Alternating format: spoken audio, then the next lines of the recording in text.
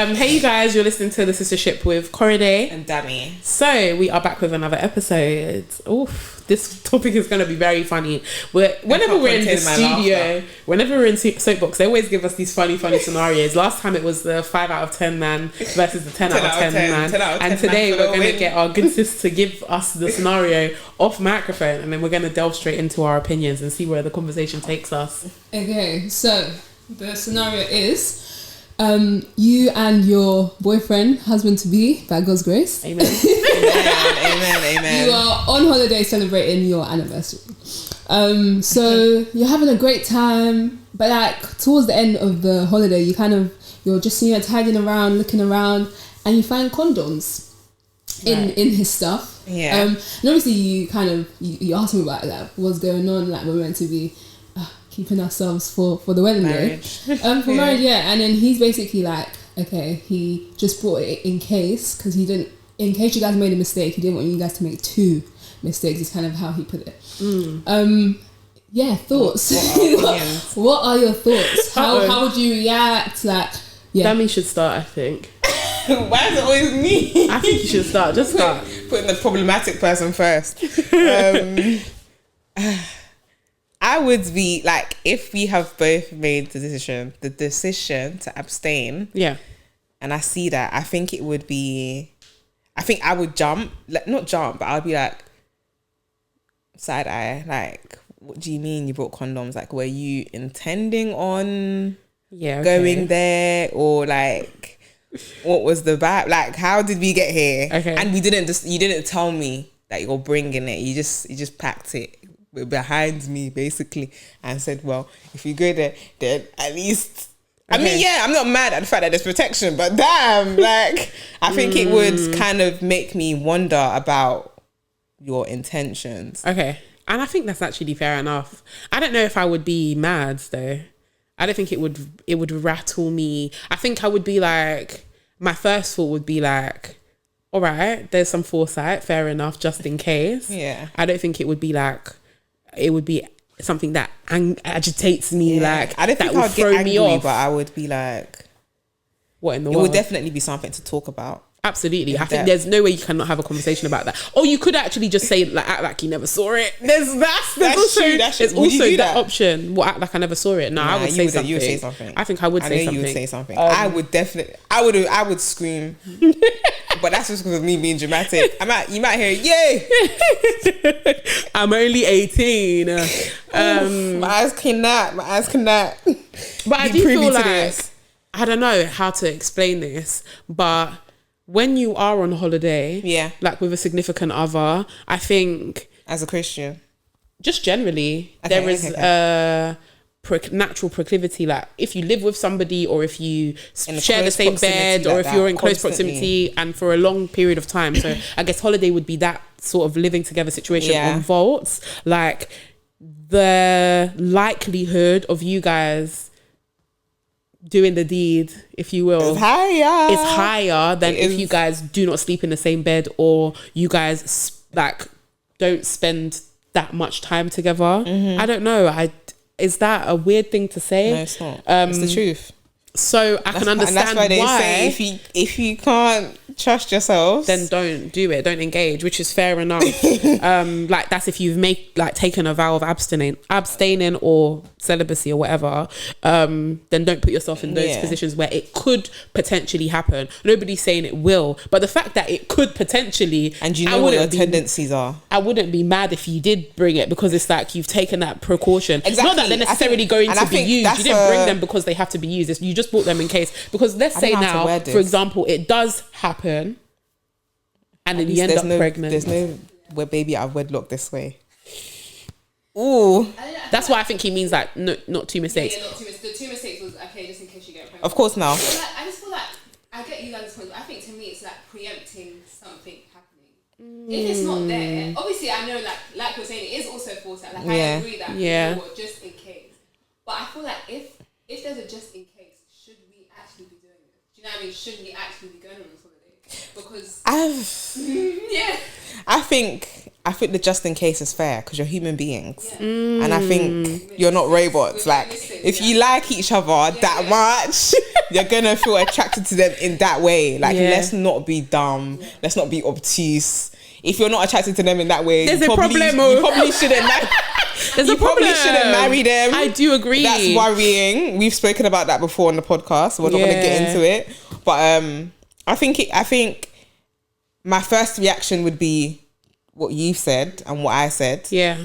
My next thought process after hearing him out would be, okay, you had some foresight. I like that. You're thinking far enough. Yeah. But I think there was a way that I was saying I couldn't articulate it, but I think your thought process is a thought process that allows like grace, I think. Yeah, in a way. So like, not maybe like, are you thinking about doing it? Why would you do that? Why would you see me? I think I would react that way. My go-to reaction is votes. Like, but Korede's go-to reaction is not vote. She's never been You've not always been that way inclined. I'm growing up. But you've grown significantly to the point where your reaction isn't always votes. Yeah. I'm more of like, I think I'd need to see. I need to try and reason with it. Like, what was the rational thinking behind this process? And if I can kind of hear the rationale, because I don't consider you an irrational person. I cannot be with you if you're an irrational person. So really and truly, there should be a real good reason why you've brought it. That would be my thought process, right? So I would have. As I'm seeing it, I would have been thinking, I mean, there's absolutely no way. We've both decided we're gonna abstain. There should be, why would he thinks me and he's do you get it? I would have thought about this all in my head. I don't think I would approach him with that. I think my approach to him would have been like, oh, what? So were you thinking about it just in case? And then he can also come and tell me yeah or no. And then if he told me no, then we're gonna have to get to the bottom of it, because I can't think of any other. No, I can't think of any other reason. I sit over here, but I mean, it raises such an interesting topic about like, should we be doing this if there's a just in case, or should we be, as Christians that have decided to abstain, should we really be going on holiday with our significant others? What are our thoughts about that? Because I know some people have differing opinions. Very like. The word strong thoughts on absolutely they're basically like, don't go anywhere. Don't go anywhere. Don't go anywhere. Yeah. But I think just being human in general, there's always going to be a just in case. I think if you plot to do that whilst on holiday, you were probably like gonna do it without the holiday anyway. You didn't need to spend all that money to do it. You might as well have just done it in London. Even if it didn't happen straight away and you were plotting, okay, cool, I can take this girl on holiday, it will probably go down. If the holiday doesn't happen, maybe in a couple of years down the line, if you guys aren't married yet, it will happen. Yeah. So I think it's more of like, I don't want to say this because, let me not say that. Because I don't want to encourage bad behavior. Wisdom. I think it's more of understanding yourself. Yeah. What your boundaries are, what you can, and what your vices are. Yeah, exactly. What your vices are. So obviously, knowing your vices would mean you know which boundaries you're going to set for yourself. If you feel like those boundaries are going to be crossed whilst on holiday, then obviously the answer is you shouldn't go on holiday. Yeah. But I don't know, what are your thoughts? That's how I try to like reason it. No, I do. I feel like I agree with you. I think if you know that that's not something that you are able to uphold, or it takes very little swaying for you to like, you know, let go of that boundary. Be in a compromising position. End up in compromising positions. Don't even bother. Just respect yourself. Like if you respect the vow that you've taken higher than that pleasure in that moment or whatever it might be, then don't. It's the same way like when people are like, oh, like I don't drink alcohol, so I don't really go to parties anymore, or I'm avoiding being in like those situations where I might be encouraged to drink. Or I might be encouraged to like engage in one of my vices that I don't want to, and that I've decided against. I guess sex is just one of those other things that you decide not to do because you want to honor God. I don't know, some people have varying reasons, but like I guess the fundamental is I want to honor God. I want to, you know, what he says is wait until marriage, which is absolutely fine, and I want to do that because of the relationship I have with him. If that's the case, don't put yourself in positions where you could end up there. There is obviously, I guess, an element of self-control. So nobody's saying you shouldn't spend time with your partner in confined enclosed spaces. Are you guys animals? Like, come on, you should be able to. There should be some composure. There should be some composure. But like, I think it's for prolonged periods of time when you go on holiday. If you like, you know, the all-inclusive type setting, the sun, the sea, the sand, the alcohol. You start enjoying yourself. You loosen up, and then before you know, you forget yourself. Also, you become disinhibited. In the rain on my, like, you begin to feel like freer, exactly, and a bit. I think on holiday, like, all the cares of the world are just gone. So like you're almost far like away from the accountability people, and your realities become. Is this reality a word? Unreality, I don't know, the opposite of reality. They don't become like there's nothing they're not a part of exactly reality. So in those sorts of scenarios, man, you've got to be, you have to apply. You've got to try. Have to be wise. I wouldn't say don't go on holiday. You can take precautions if you want to. If you guys really want to go and explore the world, you can go with, I guess you would call them chaperones if you're going on a group holiday. Or if you have another couple friend. Yeah, like you guys can travel together. So the ladies sleep together. I know men don't like to share rooms, so I'll do what you want. You whatever you want. But I think just having so that you have that level of accountability could also be nice. But I just think it's nobody's saying don't enjoy your life. Just do it with respect for the boundaries that you set for yourself, and try to uphold them. It is not easy, don't get me wrong, and it was never meant to be easy. I think the point of it was that it's meant to be some sort of sacrifice. So if you're finding it easy, you might want to go and reconsider. It's not really sacrificial. It's not really sacrificial, is it? Like if it's you need to ask yourself why you're marrying that person. I mean, it's like for anything that you give up, if it's easy, you're not really giving it up. It's just like, all right, I can do without it. You feel indifferent about you. Yeah. Giving it up. So I think you have to be really honest with yourself. Deep. In that particular scenario though, I don't know if his answer was more so like he was, I don't know, his response was he doesn't want to make two mistakes. I think that's wisdom. You'd go as far to say it's wisdom. Fairs. I mean, yeah, having foresight is wisdom. So exactly, I think it's we haven't used them. The point, and we're not going to use them. It's just proactive. Like, if there is a mistake, then it shouldn't be two mistakes. It shouldn't be two. Let's at least minimize the damage. Because we've got that spiritual damage to deal with. One you can come back. I mean, you can come back from both of them, but one is gonna have a lifelong effect on you. Some might even say, "Oh, but you guys were gonna get married anyway." That's fine, but there's a time and place for everything. Time and place, like it wasn't meant to happen there. It wasn't meant to happen at that time. That's so interesting though, because I know some people's thoughts and feelings are really like strong about that. Don't go at all. Don't bother. Wait until marriage. Why do you have to go now? You guys have your whole life ahead of you. Why are you running before you can walk? Like, it's risky. It is risky business. I'm not gonna lie. But I think it depends on the individuals how risky it is. That's also true. If you're both individuals that can stand on business, then feel free, man. If one of you is a bit shaky, and I would even say like if it's the man that's shaky. You're taking it far. But then again, if it's the woman that's shaky, women are good seducers. I feel like it could if only one person. I'm thinking about this way too much. I know, but it is something to think about. I think you have to genuinely both be about it. Yeah, you gotta both be about it. Be about your father's business. You gotta both be about it. Like it's so. It's hard. Guys, all I can do is laugh because I'm nervous. I'm joking. I genuinely just think when it silly. comes to that, you guys should be able to be with each other in confined spaces and not do that because you guys are like, I would expect you're normal. Are you normal? Like, you don't always need to be on each other. But it's not like, it doesn't need to be that thing. Life doesn't have to be that way.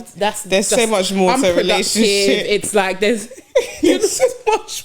So I think don't be useless. You should be able to do that and explore the world at the same time.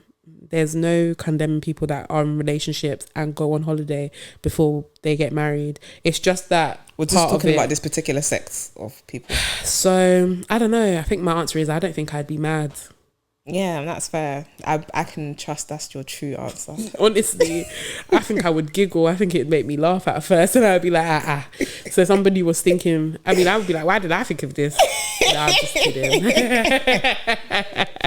what do you guys say to people who like don't know how to keep those boundaries? And let's say like a holiday. Don't get into a relationship. What makes it? Don't do it. I swear down. It doesn't make sense. Sorry, let me let you finish. So Tommy Sarah's question, for those of you that probably might not be able to hear. Difficult to have those, because you guys have basically said boundaries. Yeah. Both people need to uphold those. Like, what would you say to someone who's finding it hard to keep boundaries or even set boundaries? Right, I'm gonna let Korede go first for this one. I think when it comes to boundaries and discipline, it's a lot of inner work. Like, you cannot rely on somebody else to uphold your boundaries. There's nothing wrong with having somebody that helps you uphold them, because you're not always going to be strong, right? But like, primarily your focus needs to be on, like, I don't know, your heart posture, constantly seeking after, this is where I draw the line type of thing, or I don't want to do this because of X, Y, and Z, because it's going to lead to X, Y, and Z. And being able to see, I guess, is that foresight that one thing leads to another, leads to another, leads to another. So therefore, I'm going to not do that first thing, or I'm not going to do that second thing, or when I get to this third thing, that's where I got to walk away. And when you are put in those situations, no one's saying test yourself, but like, when you are put in this situation, you are being then tested. You have to, then you'll be tested. I'm saying, rather than like, putting yourself in. Do you know what I mean? Like, where I get you. How far is too hard? No, like, those times will come when you are tested, but don't deliberately put yourself in those scenarios. And yeah, I think it's genuinely like about doing that inner work. And working on being a disciplined individual, even in like the small things, because sometimes giving up like drinking, giving up having sex, I don't know what else people do that they decide to give up. Giving up sweet things. Yeah, like whatever it is. Giving up fast food. They are huge lifestyle changes for some. Like, you need to start trying to, you know, implement discipline in maybe the smaller things, or like the things that are less detrimental, I guess, to your spirit person. If it means that you say, okay, cool, I'm gonna come off my phone at X time, make sure you do it. Make sure you do it. There's consequences. I'm gonna make sure that my boundary is that I'm not gonna do this.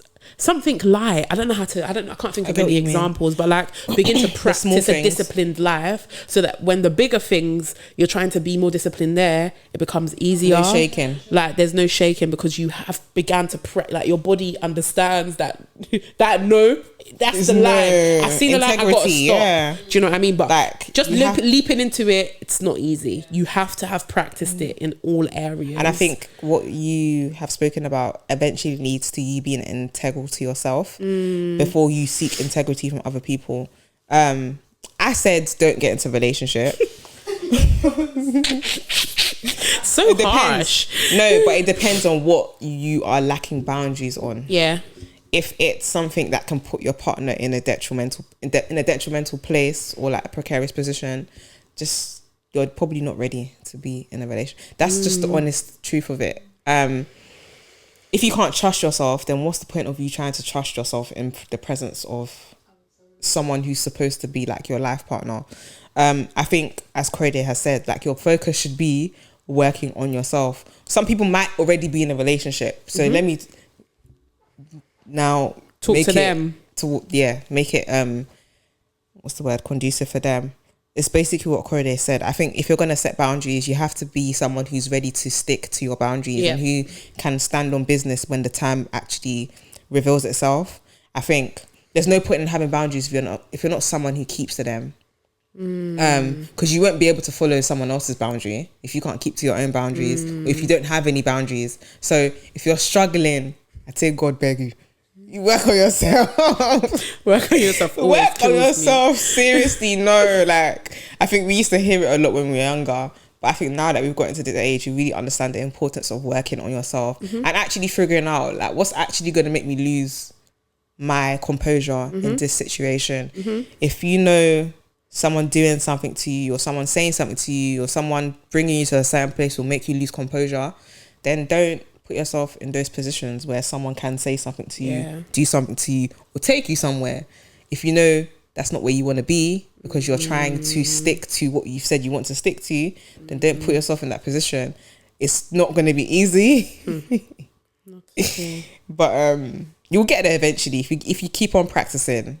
It's a work in progress. It is. It's a work in progress. And you have to be, what's the word? You have to give yourself grace. Absolutely. Don't like revel in the mistakes you've made, because you might make 1 or 2 mistakes on the journey, because that's when you have the spirit of guilt, you have the spirit of shame, it all comes to bite, all comes to fight you. You start to, it's a spiral. You spiral out of control. Like you're consumed by guilt and shame, and that takes you away from God, or that takes you away from your focus. You make a mistake, keep it stepping, keep it going, keep on going. Have an accountability partner. Have someone that you can look to or speak to and say, okay, this is what I want to uphold going forward. That person also has to be an upstanding person, someone that you know that can stand on business. Because if they you can't have them telling you, oh, don't worry, like it's okay. They might need to tell you off. Yeah, you might need to hear that, but obviously with love, always with love, guys. I'm working on it, but not somebody that basically encourages rubbish and nonsense. Maybe not rubbish and nonsense, but encourages what you don't want to go and really do like the digging as to why you're giving things up as well, why you're setting boundaries, because honest to God, like if it's the abstaining from sex, like there's no real reward at the end of the day. Like there's no tangible reward, if you know what I mean. Like you're not doing it because it's like going to help you. Like there's no guarantee that it's going to help you in this, that, and the other. Help you not cheating. Yeah, like there's no. As an example. There's like, I think the reward or the reason why you're doing it need to be like God-centered, as opposed to this relationship-centered or me-centered. Because a lot of the time we do it because it's like, oh, like this, that, and the other. Try and figure out why you're doing it. And I think that, because even then it's like, that's self-serving. It's not like it makes me more righteous. It's just, I don't know how to explain it. It's just it's an act of obedience, I guess, if you will. It's I don't know what God's reasoning was for it, I'll be real, but like in an act of obedience, I think you want to, because let me not even say why I think God did it, but I think one of the reasons why I'm laughing, because I feel like, I don't know, you guys can tell me if you agree or not agree, but I feel like engaging in sex outside of marriage opens the doors to so many things that you could have never anticipated coming for you. Like, I don't know. I think that could possibly be a reason why we're told not to abstain from marriage. And I think sometimes it takes your focus away from God. If it's not done in a godly setting, and a godly setting is marriage. I don't know. Are you searching that up? I'm trying to see if I can find anything. Obviously, it's like, go on. So there's like a few things. Yeah. Because abstaining is basically just to like refrain from doing something, right? Self-denial. Self-control. And then you have like lust of the flesh, pride of life. What's the third one? Lust of the eyes, lust of the flesh, and the pride of life is the third one. So lust of the eyes, lust of the flesh. I don't know if it's eyes though. I think one of those. Yeah, lust of the... I guess eyes and flesh can be one, isn't it? Yeah, no, it is lust of the flesh, lust of the eyes, and the pride of life. Come on, man. Yeah, we got there. Sorry. Group effort. But I do think it's I genuinely just think like the abstaining is like the self-denial. It comes from the same like realm as fasting. Yeah. Like that's act. I don't think it's what a lot of us think it's for, if you know what I mean. It's not because it's gonna mean that I'm gonna get X, Y, and Z blessing in my marriage or this, that, and the other. Like it's not rooted in that. You have to really go back to what why we're being asked to do it. Is it a training ground? Is it to become a more disciplined person? Is it because I need to deny myself of certain things? Is it because I need clarity? Like, what is the reason why you're doing it? And that should also be a motivator, I think, is another encouragement for when you're setting boundaries. Like, why are you stopping it? If it's you need drinking, to have personal reasons as to why you're doing stuff, because if your reasons are based on like someone else's reasoning, you're gonna flop continuously. Yeah, I think that's genuinely it. You genuinely have to ask God, like, okay, why is do this you for want me to do this, Lord? And I'm sure He'll reveal it to you, but I 100%. think you have to genuinely know the root of why, because if you don't know the root of why, then it becomes so much easier to just not do it. Exactly. And I think knowing the root of why you're doing it also helps with encouraging you in those moments where you might be tested. So there has to be a strong why, because if there isn't a strong why, you're going to be gone with the wind at all times. Yeah, I don't know. Tommy, Sarah, what did you add anything? It was just, I think it was someone's sermon on it, but they were a bit like, it was just a different thing. Oh, what were they saying? Eager to hear. What did you say? Said I'm eager to hear. So there were different reasons. The person said, they said, I don't know if I agree with it, but the first one was sex before marriage dampens bonding.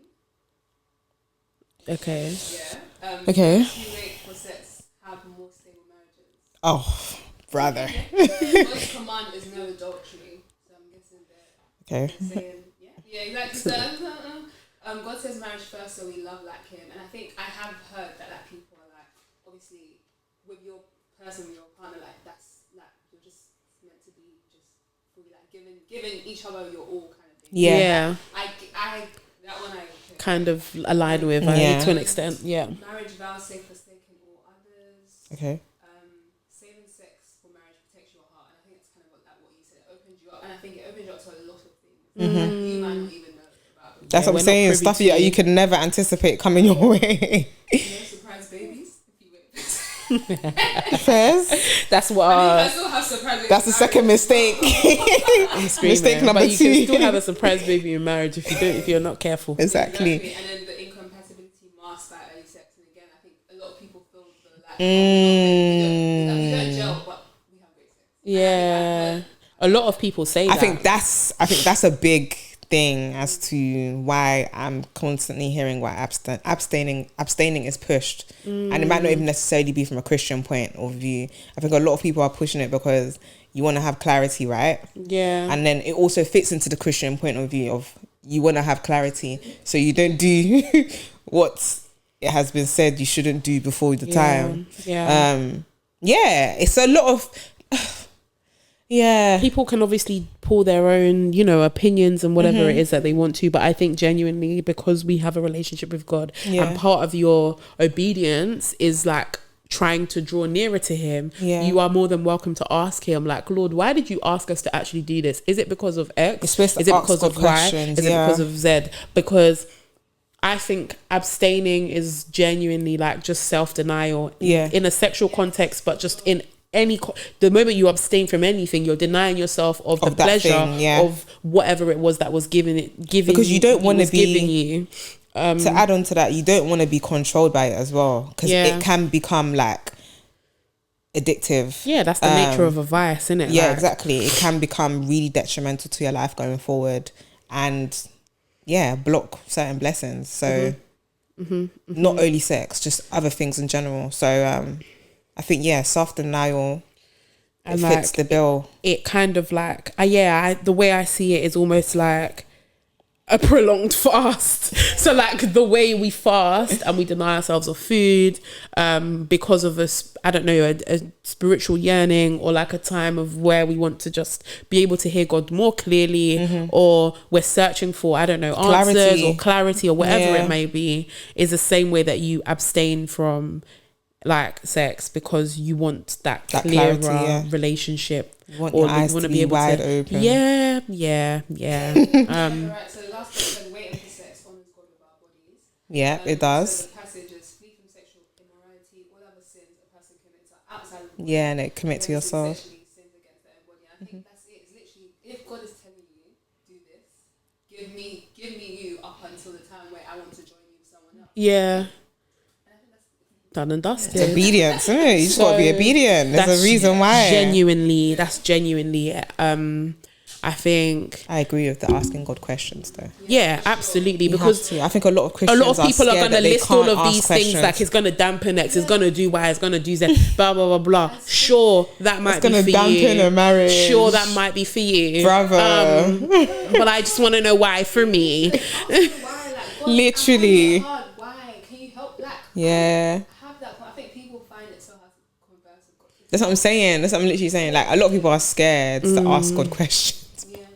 It's a especially those big questions when it's like a relationship. It's not a paintbrush rule, or what's not a paintbrush rule, when it's one size fits all, like you should not do X before marriage. That's a message for everybody. But like, how do I fit into this, and why me is an important question to ask. Like, there are so many commandments that you can just be like, Lord, why? Like, I don't get this one. Like, all of the honoring your mother and father, sure, but why? Like, especially if your parents are the parents you want them to be. So do you see what I mean? So like, there is a lot of like one size fits all, but like, how does that one size fit me? All the 10 commandments. Because we're all different. We're all different shapes and sizes. Yeah. All the things that we maybe should and shouldn't do, or people have told us that we should and shouldn't do. You know, like sometimes we find that there are some things that aren't necessarily, like, how do I explain it? They're not rules, and they're not you're not obliged rather to do things that you're not supposed, or you should do this and you shouldn't do that. But when we're told these things and they become our norms, we have to always go back and interrogate them. Do you know what I mean? Like, when they're telling us, oh, you must fast, or you must do this, you must do that, like the musts and the shoulds and the shouldn'ts. I don't know, the do's and the don'ts rather. You gotta just interrogating them, why you and why God wants you to do it. Because then you begin to get more understanding. It's supposed to be personal at the end of the day. It is supposed to be personal. There are going to be some things that like generally we all do, but like you do want to know how you fit into that bigger picture, I guess. So yeah, man, that brings us to the end, I think. Yeah, that was a good one. I think some food for thought. Absolutely. Very funny beginning. Guys, and like, I think we've spoken about this with you on the pod, TS. I think it was more of like, well, this is how I think we should end this one. But obviously it is, I think it's Matthew 6:33. Seeking God, and then like, all these things will be added onto you. Like, don't do these things by yourself. Don't do it by your own might. It's not possible. It's not gonna work. But yeah, focus on God, and your appetite will change naturally. And obviously ask God the hard questions. Ask God the questions that you don't necessarily, like, you don't feel like maybe I can ask, because I think we're taught to cower in the spirit of God, or cower in the presence of God. We shouldn't be taught to cower. We should be taught to come to God boldly and petition. So ask God and seek God in like whichever boundaries you want to set, and it will make sense. Thank you for listening, you guys. We signing out. We are. Like, share, subscribe, send. Bye.